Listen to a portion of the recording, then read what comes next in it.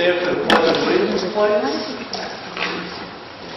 I pledge allegiance to the flag of the United States of America and to the republic for which it stands, one nation, under God, indivisible, with liberty and justice for all.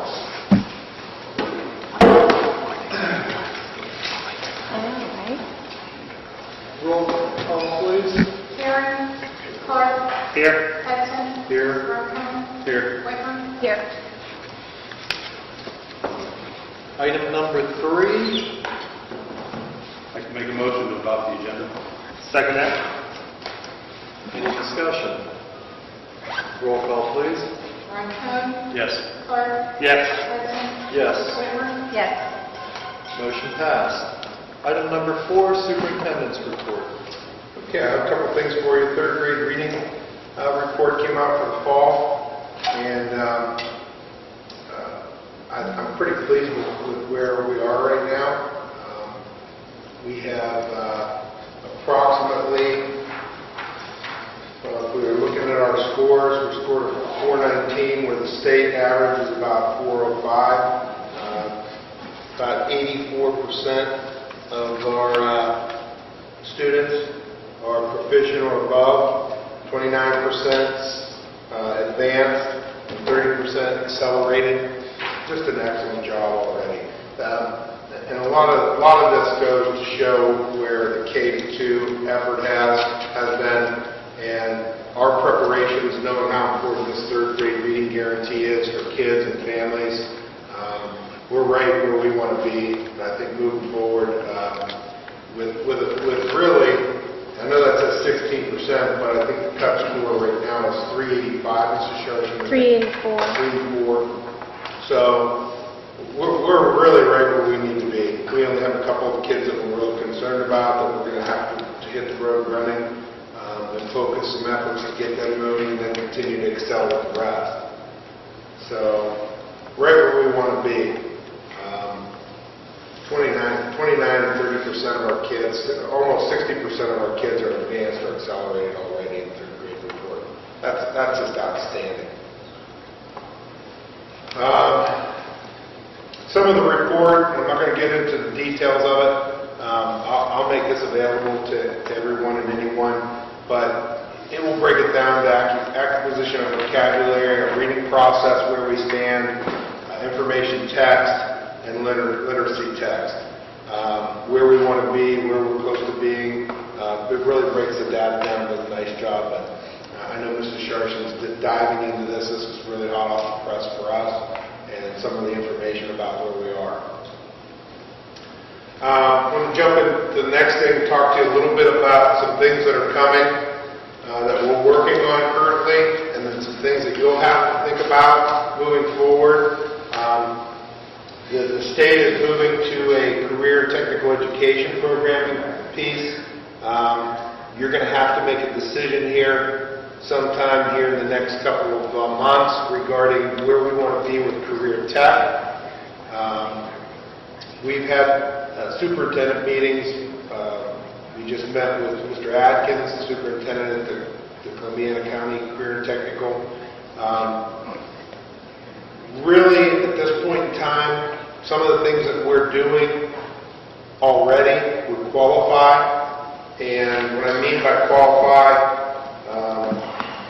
some of the areas or fields, career fields, agricultural, art and communication, business administrative services, construction technologies, education and training, engineering and science technologies, finance, health and science, hospitality and tourism, human services, information technology, law and public safety, manufacturing, tech, marketing, and transportation. Those are all different career fields. There are pathways that are associated with those.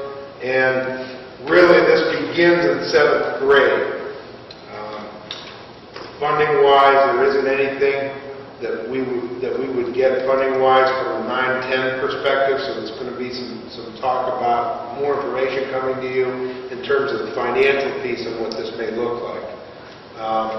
Right now, I would probably lean that we would be looking at not providing in terms of a formal piece to the state based on funding, based on setting a career path for 7, 8, and then 9 and 10 before they get to 11 and 12. I just think the cost is significant. We don't have the staffing in place, and planning needs to take place.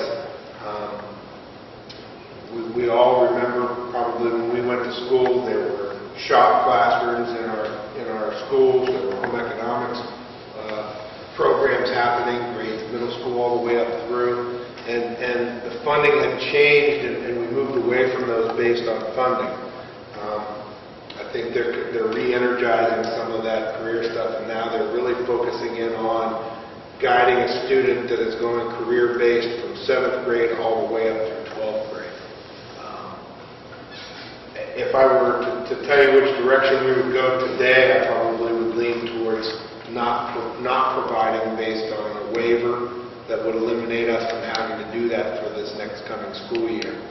But there's still more information. We don't have to make any determination until March. So each meeting, I'm going to give you more and more information about this career tech path and give you a better idea as to how that works. These 2 documents, which are on the ODE website, are in your board share. The 8-step process for middle school career technical education programming, that's in your board share for you to review. It's also available on ODE. Also, the 2011 Ohio CTE Career Field Pathways and Specializations, it's also available for you in there, and that's also off of ODE. So I'm going to be probably giving you more information than you want to know about career readiness planning, but we're going to be geared towards students doing things and setting in the paths from grade 7th grade on, more and more and more. And some of those kids already know what they want to do, some have no idea. So each meeting I'm going to plan on giving you more and more information. The next area that you're going to be getting information from over the next few months is going to be College Credit Plus. The College Credit Plus program is, and Lance and I had this conversation today, it really is like the seniors and sophomores. But it is going to replace the post-secondary option, and I think there are a lot of states that have, or a lot of school districts that have in the state that haven't had a program like seniors and sophomores. Well, we have had it, we've had experience in it, and I think Mrs. Waller's here, she's diving into this. She knows that this is coming down her way, and we're going to have kids on 2 different paths, 15 credits and 30 credits potentially. Not until February will the Board of Regents really make a lot of determinations on some of the criteria that will exist to getting into those paths, but another opportunity there that might really force us down the road of evaluating how many staff members we can get into some dual credit opportunities where kids are earning credit from our staff members in those courses right here in our school building. I know some of the talk on Eastern Gateway is that they'll send staff members out and provide college credit right within the building. So there may be some opportunities there when we start looking at how our facility may function that way for some of our kids to take advantage of some college classes being taught right here at our campus.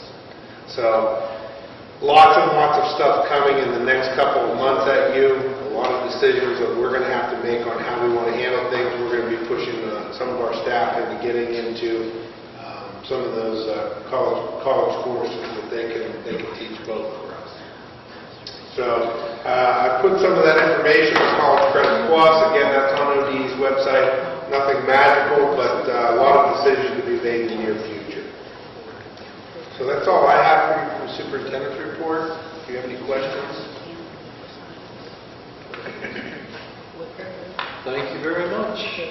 Brings us to item number 5, principal's reports.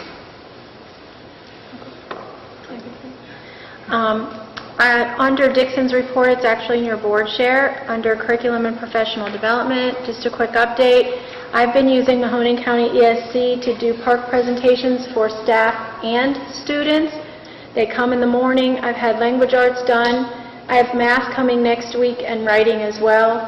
They come in the morning, they work with staff for a little bit, and then once classes start, they work with the students, especially 3rd and 4th graders, teaching them the park website, the tools, the resources, how to click, drag, open, close, highlight, all kind of things that they're using. Our in-service day, we did assessment literacy as a whole district in the morning and technology sessions in the afternoon. I have Jason Braddock coming from Mahoning County ESC for Math Park and Marlo Miller for reading.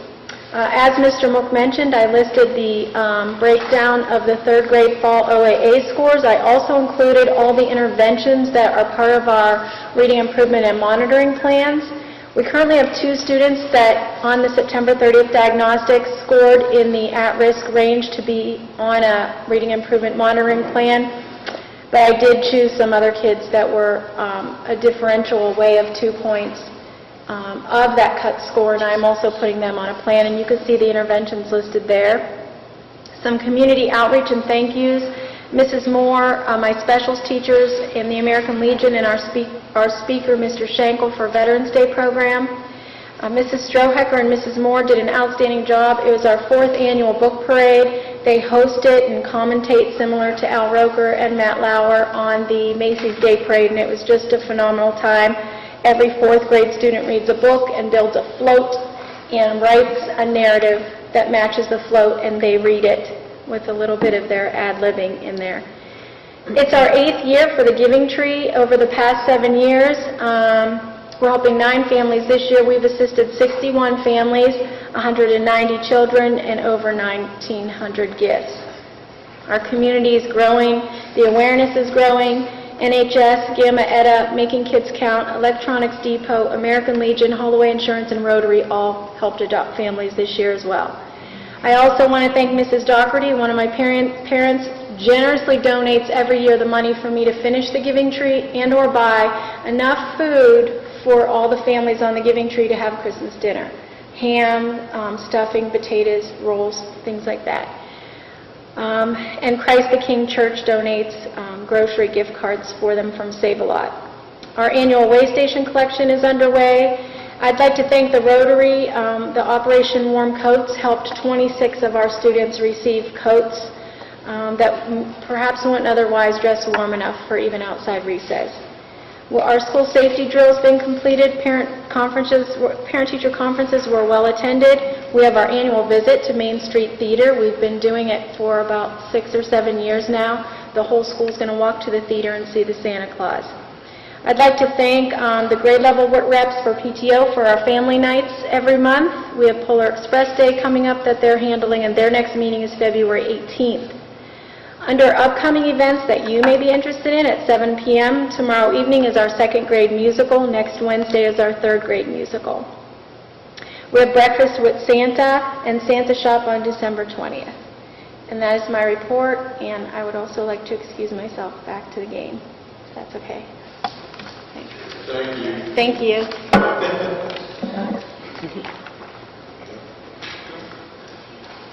Southside Middle School Good News Report. Not to repeat too much, but school safety, Southside Middle School had its safety drill on November 24th. Students and staff were placed on level 1, level 2, and level 3 lockdown situations. The safety drill was concluded with an evacuation of the football field where all students were accounted for. If it was an actual emergency, the football field would have been our pickup point for the students to be transported to another location. Special thanks to Officer Bowling and the Columbiana Police Department for their assistance, valuable input in planning and carrying out the drill. Parent-teacher conferences were on November 24th for Southside. Once again, we had a full night of conferences, a lot of good interaction between the parents and the students. Professional development, as already mentioned, December 1st. We participated in assessment in the morning, and we had many sessions in the afternoon, which were very well received. They were technology-based for the most part, and the staff really appreciated it. Thank Mr. Mark for his hard work setting that up. DARE graduation, Southside Middle School 5th grade held its DARE graduation on December 4th in the CHS auditorium. Guest speaker was Columbiana Mayor Brian Blankman. Their T-shirts this year were donated by the Crystal Dragon Martial Arts Center. And this year, Dare was taught by Officer Bully of the Columbiana Police Department. He did a great job. Kids had a good time, and hopefully picked up some thought processes that will help them in their decision making in the future. Sports, Southside Middle School winter sports team have all started their season. For the first time, I believe, since I've been here, all 4 of our basketball teams have full rosters.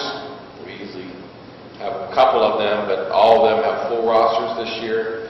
3 of the teams opened up their season with wins over Western Reserve yesterday. We have a cheerleading squad this year is composed totally of 7th graders. The wrestling squad does not have a large number of students participating, but we have some very talented wrestlers that should do well, and they're posting their individual performances. Not noted in my report, but as usual, I'd like to just note how hard our students work and what a great job they do. Honor roll came out, and we had 97 students on the honor roll and 53 on the distinguished honor roll, which means they would have no more than 1 B, all A's and no more than 1 B. So at a total, that's 150 students that had honors for the first 9 weeks. And as I always say, it's not our curriculum is not the easiest, and the kids have to really be doing a good job of working to get those kinds of honors. Under upcoming events, we have basketball games coming up tomorrow, next week, and on the 22nd. Our concerts, the 11th, we have 7th and 8th grade vocal. On the 15th, we have 5th and 6th grade vocal. And on the 16th, we have the 7th through 12th band concert, all at the CHS auditorium. And we will be having our filming of our lip dub video on December 19th, which is also the last day of school. And on behalf of Southside Middle School, I'd like to wish everyone a happy holiday and Merry New Year. Happy New Year, too. Hey, Mr. Hostover. Thanks, Mr. Oh, I forgot. You guys making fun of me. I'm going to show you guys my letters from the Senate and the House of Representatives on our awards at Southside Middle School. So make sure I come back. I don't trust you. They'll disappear honestly. The high school report is also located on board chair. I feel like I get to repeat everything that Dave and Kim just went over, but just touch upon a few things. Under our professional development on December 2nd, I just want to say thank you to our high school people who presented that day. Tricia Misos, Amy McCormick, and Ryan Holmes all presented that day, and I'd like to thank them. With the new generation assessments, Park and Air, Ms. Waller and our interventionist spent the better part of last week getting ready for a whole new set of accommodations coming through, so I want to thank them. Something interesting, our new phys ed teacher, Mr. Bush, has been inviting some of our military recruiters into the gym to give kind of boot camp days, and that's been very exciting. Some good workouts for the kids. Under students and community, Interact events coming up. They're currently running a Coins for Kids campaign to benefit Akron Children's Hospital. And in fact, if you stop at the basketball game, you'll probably get hit with that one. Freshmen under Interact will be working with local nursing homes. And Cassidy Murphy and Drew Mikowski attended the World Affairs Conference in Pittsburgh, so we'll congratulate them. NHS and student government will be again helping with the Joy of Christmas Light Show in town. And congratulations to Shannon Marshburn. She will serve on the 2014-15 State 4-H Fashion Board. Shannon was picked with 20 other students from Ohio to serve on that board. Under athletics, we're off to a great and exciting start. Good luck to all our winter sports. Congratulations to Mitch Davidson. Mitch was selected to the Channel 2733 Big 22 team. Mitch was one of the few sophomores picked for that team. Also, the couple concerts coming up. Tonight is actually our concert, that's at 8 p.m. And the high school holiday band concert will take place next Tuesday, the 16th at 7 p.m. Thank you. Thank you. Item number 6, public input. And we have an open forum regarding the district calendar for the upcoming school year, 2015-16. Anyone may share any information for consideration at this meeting. Is there anyone? I don't have any public input sheets or requests this evening. Does anybody have any input on the upcoming year's calendar?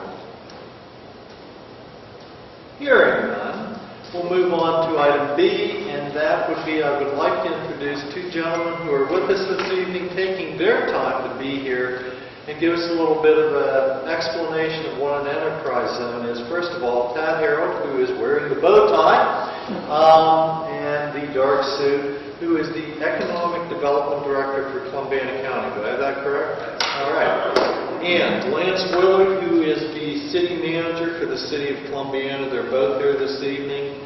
Last month, I think anyone in attendance heard my rather brief and probably rambling explanation of an enterprise zone. At my request, these gentlemen are here this evening so that the board especially can understand what an enterprise zone is, because we may and probably will be hearing more about this subject as a school board in the coming months and coming years. So, gentlemen? I guess I'll start out. I've got a few sheets here just passed out to each of you just as a pack of information. I went to my coordinator today. He said, you wear the bow tie so everybody knows who's who. So I am the Director of Economic Development for the Columbiana County Board of Commissioners. And earlier this year, Lance contacted me and wanted to know wanted to kind of get together and think about some things that could create some economic stimulus in the city. Excuse me, ahead of time in High State Village. I grew up in Columbiana and was always a village girl at that time. So, he specifically mentioned the Enterprise Zone program, which I thought was a smart thing to latch on to. I will try to err on the side of brevity, and as you have questions, please let me know and I'll try to fill in the gaps that I leave here. But if you turn to the second page of the packet that I give you, that's generally the outline that I'll give you. An enterprise zone is an area designated under Ohio law that meets certain requirements and in which a city or county or township can encourage economic development through the use of tax abatements. So we can get a little bit more into the specifics of the tax abatements and the duration of those tax abatements in a little bit. But I guess usually when I present enterprise zones, I like to say that there are 3 steps to the process. There's the designation phase, there's the agreement phase, and then there's the monitoring phase. Okay. The city actually, we began this process in probably late spring. And since Columbiana did not have an enterprise zone at all at that point, we had to go through the designation process. So during the designation process, the local government, in this case the city of Columbiana, passed some certain legislation that said, we're the city of Columbiana, we want to enact an enterprise zone to attract businesses to the area, and we have the following characteristics. Under Ohio law, you can have an enterprise zone which is distressed or non-distressed. Depending on how you look at it, Columbiana has done well, and we could not qualify for a distressed designation. So as I said, depending on how you look at it, it's good or bad news. So we went ahead and did the designation of the city of Columbiana within Columbiana County, because that's all that my office can assist with. The entire city of Columbiana within Columbiana County is now designated an enterprise zone non-distressed. So what that means is that companies who wish to locate to Columbiana that would not sort of cannibalize their activities in other parts of the state, or companies that already have a footprint in Columbiana and who want to expand it can do so. We went through that designation process and received our designation from the state, I don't know, 2 or 3 months ago, I guess, probably close to 3 months ago. So we're now to the second step of the process, which is an agreement phase. So from this point forward, the City of Columbiana is a designated enterprise zone. Now, when companies are interested in doing business in the city, they can approach Lance or City Council and see if they would be willing to enter into an agreement, what's called the enterprise zone agreement. That agreement is what would dictate any tax abatement that would be received. Okay? So, I think it's important to note that although the designation has been made, the city is under no requirement to enter into an agreement with any given company. So, as Mark mentioned, I think it's probably something that the board is going to be involved in more fairly commonly moving forward, since we do have the designation. But the first step of the process is a company reaching out to the City of Columbiana saying, we'd like to do business. However, we need some assistance through a tax abatement. If you look at your outline here, if the city is interested, then we kind of have some preliminary discussions with the company and make sure that this is something that would qualify in the program. Since this is a municipal, well, it's not exactly a municipal enterprise zone, it's a bit complicated because we have to run it through the county. But since it would be occurring within a municipality, the city is allowed by law to enter into any enterprise zone for up to and including a 75% tax abatement, and for up to 10 years.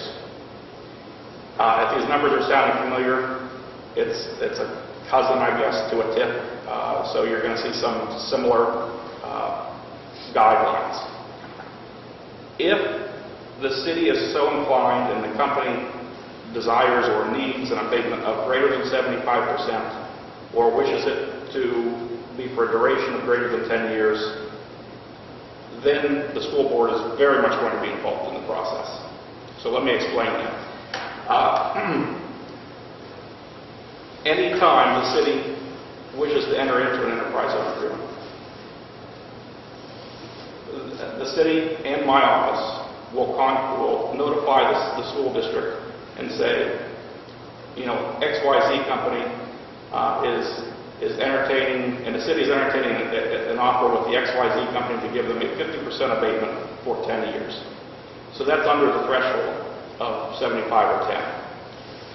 Even in those situations, we give a minimum 14-day notice before either the city or the county acts on that enterprise zone agreement. So you'll see those as a matter of routine. As a matter of fact, we have an agreement that I think Lance is going to discuss a little more thoroughly in a bit that meets those requirements. We've sent you a 14-day notice. I think that's kind of what spurred this discussion tonight, but it doesn't necessarily mean that you need to act. There may arise, and I guess that will depend upon the opportunities and the appetite of city council to entertain it. But there may be situations where the city would like to offer an abatement for greater than 75% or for up to 15 years, so 10 to 15 years. In those cases, both the city and my office will notify the school board and give you 45 days where we will come and discuss the option. We want to include you very early in the process. And in those situations, we would need affirmative approval from the district school board as well as the county career and technical center. We would need affirmative approval that you guys are on board for those bigger tax abatements. So I guess there's kind of two takeaways I want you to all realize at this point, which is, although the city is designated, number one, the city does not have to enter into any agreement with any company with which they're not comfortable.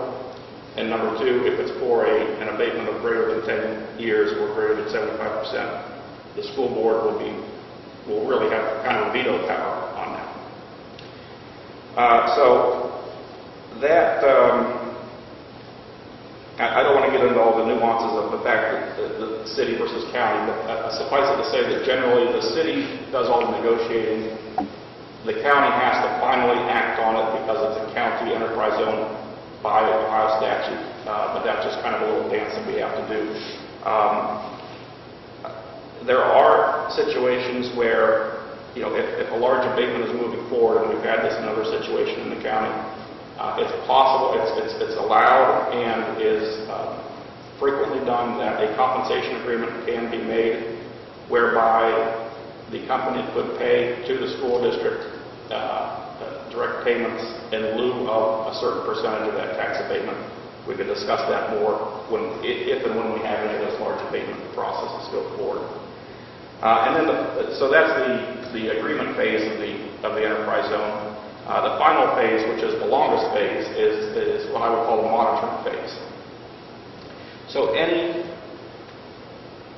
jurisdiction in the county that has an active enterprise zone agreement must have what's called a tax incentive review council. And it sounds onerous, but it's my office that kind of has to put it together and make sure everybody's notified and gets the information.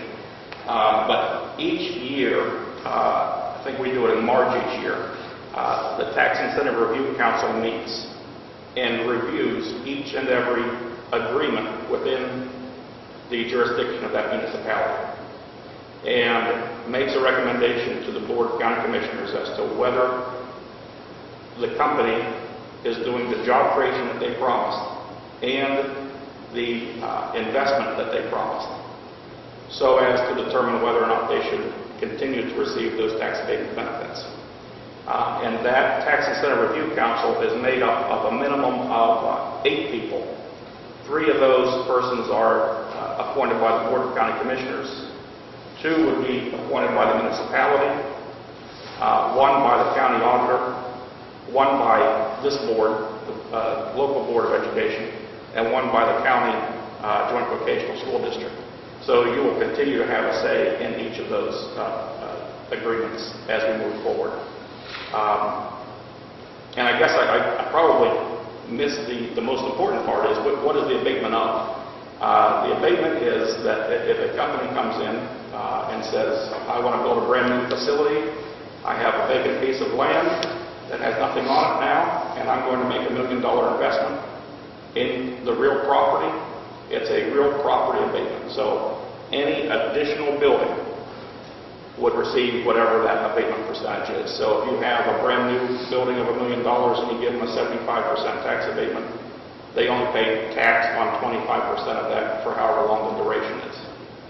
If you have a situation where a company currently has a facility in the city and they're going to make an expansion of that facility, they will continue to pay 100% of the property tax that they're currently paying.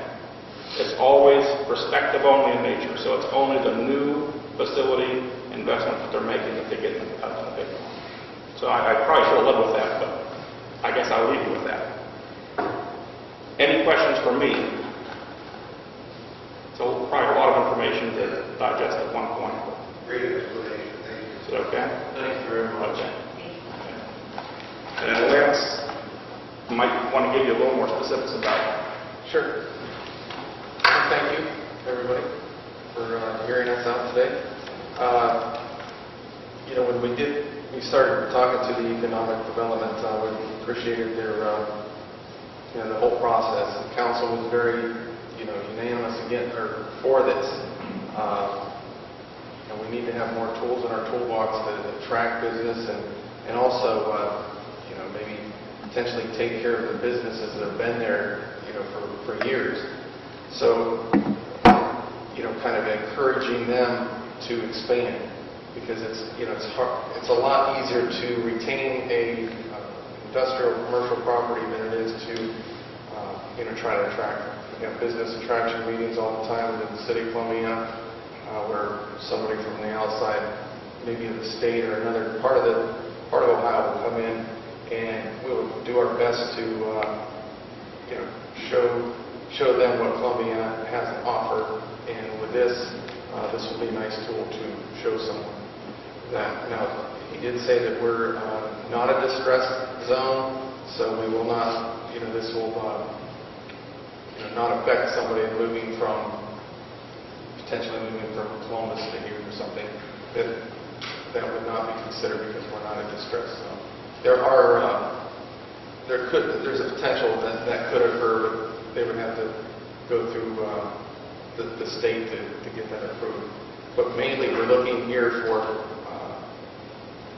businesses outside the state and the ones who are thinking of expanding. And then that brings me to Reichert's, long-standing business, been here a couple generations now, and they're doing well.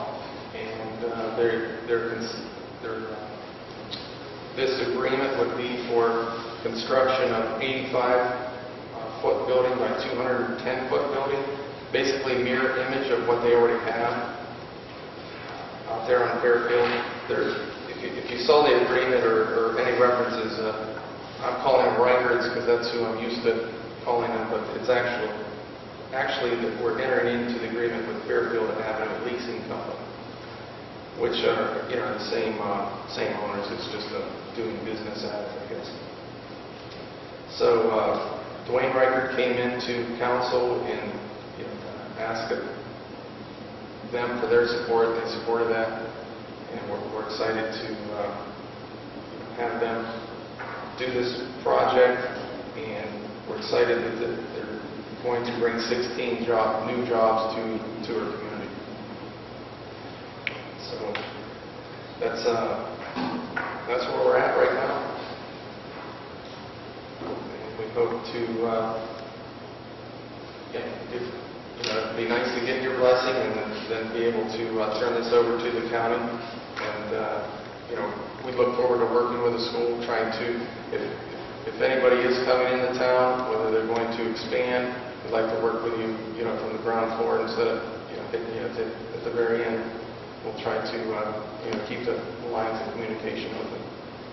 Did you say, were they looking already for more than 75%? No, they're looking for 75% in 10 years. So you're at that 14-day notice which we gave out, and the city acted on it, the county could act on it, as early as tomorrow, I suppose, but I don't have it on their agenda, so it would be next week. So there's no official action required from the board for this agreement. If you were so inclined, it would never be a bad thing to put in the packet if you had a way to letter of support, because it does, although county commissioners have to approve locally, we do send down to the state. And I always keep my fingers crossed, not knowing what it is, that they might kick it back to us for. So the more local support we have, the better. But no official action is absolutely required in the school board on this one. But we wanted to at least get you involved in the process so that those ones where we do need more, more give and take from you, that we're all on board to kind of understand the process. Very good. Do you have any questions?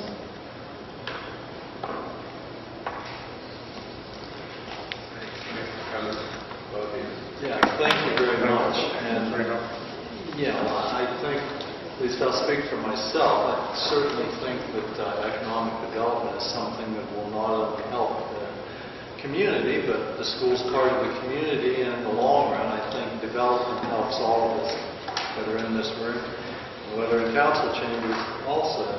So I think it's a great idea, and I think this is another tool for the city. And at least myself, I look favorably on this, and really do appreciate you guys coming out here this evening to give us a little bit better of an explanation than I was able to provide last month. So again, thank you very much. If you have any other questions, feel free to give me your last call. Okay. Very good. Thank you.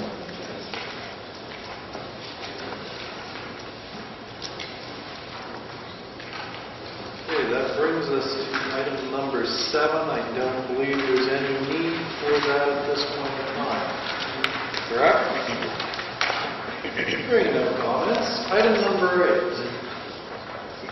Actually, on item, Item number 8.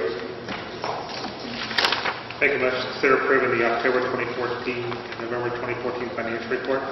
I second it. Any discussion?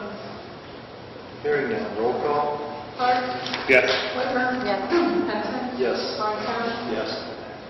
Motion passes. Item number 9. I move to consider approving the 2015 Section 125 Flexible Benefit Plan. I'll second that. Discussion? Roll call. Whitmer. Yes. Ronco. Yes. Hudson. Yes. Clark. Yes. Motion passes. Item number 10. To make a motion to consider setting a date, time, and place for the budget hearing for the proposed tax budget for the period July 1st, 2015 through June 30th, 2016. Direct the treasurer to make the proposed budget available to the public examination 10 days in advance of the scheduled hearing. Direct the treasurer to advertise the particulars of such hearing as required by law. Dating day, Tuesday, January 13th, 2015 at 6:30 at Columbiana High School Media Center. I'll second that. Discussion? Roll call, please. Ronco. Yes. Clark. Yes. Hudson. Yes. Whitmer. Yes. Motion passes. Item number 11. Move to consider election of Mark Hudson as president pro tem for the 2015 organizational meeting of the board. I second Discussion? Roll call. Clark. Yes. Whitmer. it. Yes. Ronco. Yes. Hudson. Yes or abstain, whichever it must be. That motion passes. Item number 12. I move to consider setting the date, time, and place of the year 2015 organizational meeting and the January 2015 regular meeting of the Board of Education for Tuesday, January 13th, 2015, time following the budget hearing, and place Columbiana High School Media Center. Discussion. Roll call. Whitmer. Yes. Ronco. Yes. Hudson. Yes. Clark. Yes. Motion passes. Item number 13.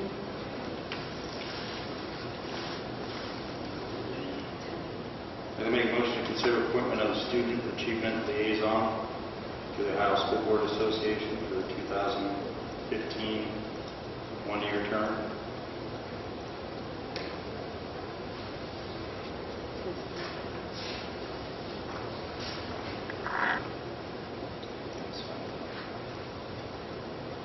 Michael Park.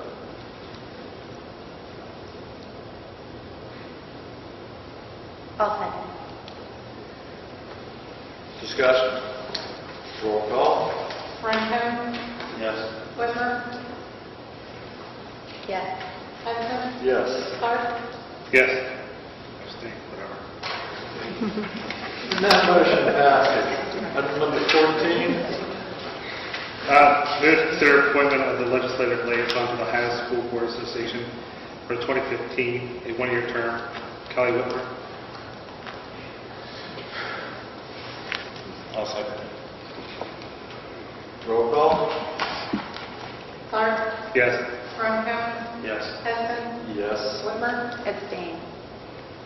Motion passes.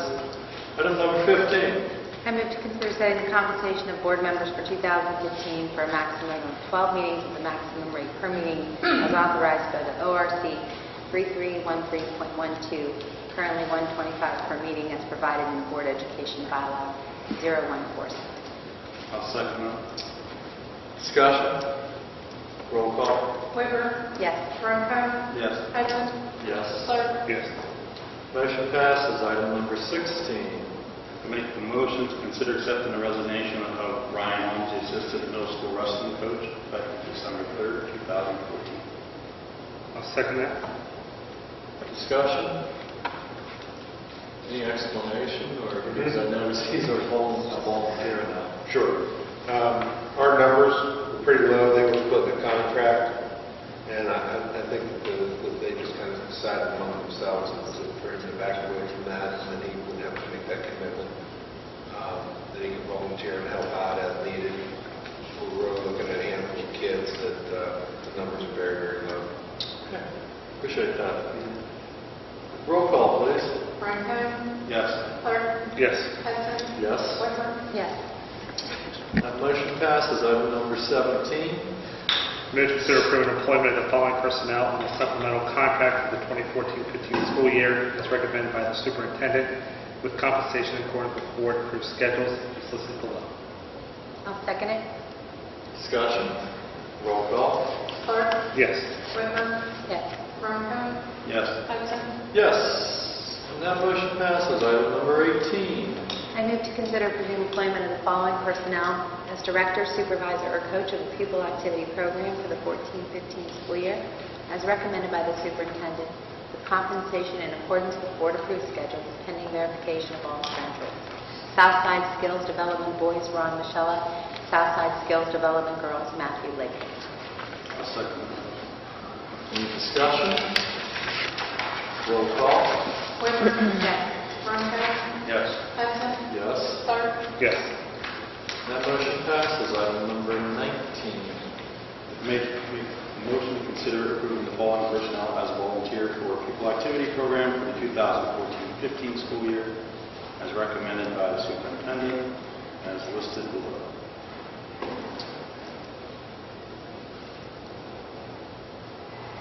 Second that. Any discussion? Roll call. Ronco.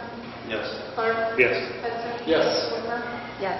Motion passes. Item number 20.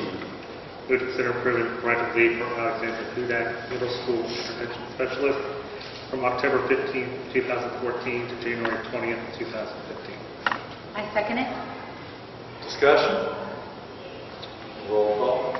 Clark. Yes. Whitmer. Yes. Hudson. Yes. Ronco. Yes.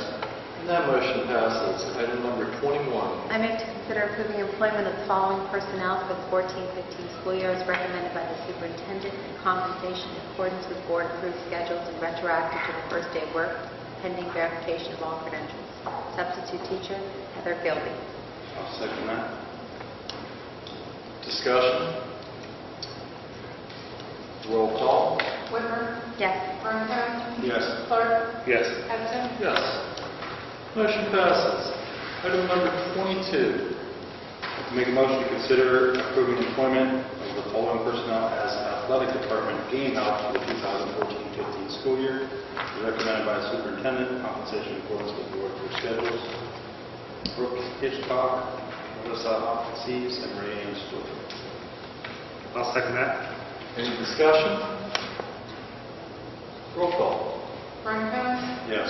Clark. Yes. Hudson. Yes. Whitmer. Yes. Motion passes. Item number 23.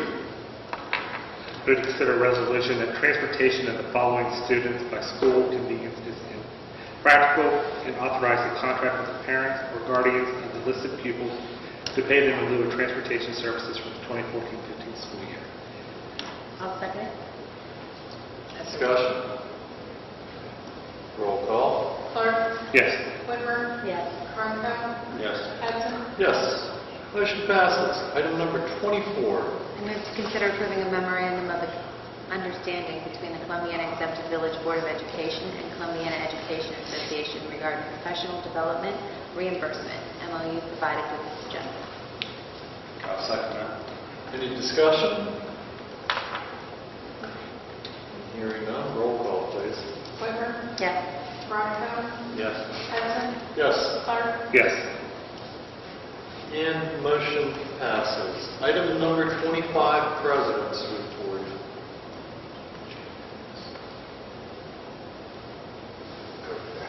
Okay. Item number 25, and that would be President's Report. I'd like to thank everyone that came out tonight. And I believe I have a little knowledge about the career tech for middle school. I think that's going to be an interesting decision for the Board of Education. I think it's great to see how many parents get involved in everything, as noted by the thank yous this evening. The number of students at Southside Middle School on the honor roll, that's fantastic. CHS, I'm really glad to see that we are supporting World Affairs Institute. That's a great program offered through Rotary clubs in Pittsburgh, and I think it really is interesting.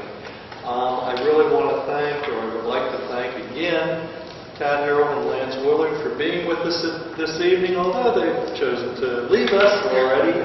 But I do appreciate the explanation they gave us of the enterprise zone, and I think it is something we do need to be familiar with. And beyond that, I would like to wish everyone a Merry Christmas and a Happy New Year. Takes care of the President's Report, item number 26. OSBA Legislative Liaison Report. No report. Item number 27, OSBA Student Achievement Liaison Reports. No report. Item number 28, Columbiana County Career Center Board Member Report. No report. Item number 29, date of next board meeting, Tuesday, January 13th, 2015, at 6:30 p.m. here in the High School Media Center. Can I have a motion for that, by the way? Second. Confuse everyone. Roll call. Martin Yes. Clark, Yes. Hudson, Yes. Whitmer. Yes. That motion passes. Item number 30. I'd like to make a motion to consider an executive session in accordance with Ohio Revised Code Section 121.22 for the sole purpose of consideration of any of the following matters, which would include discipline, compensation, employment, and dismissal. Roll call. Hudson, Yes. Martin, Yes. Whitmer. Yes. Clark. Yes. That motion passes. We are in executive session.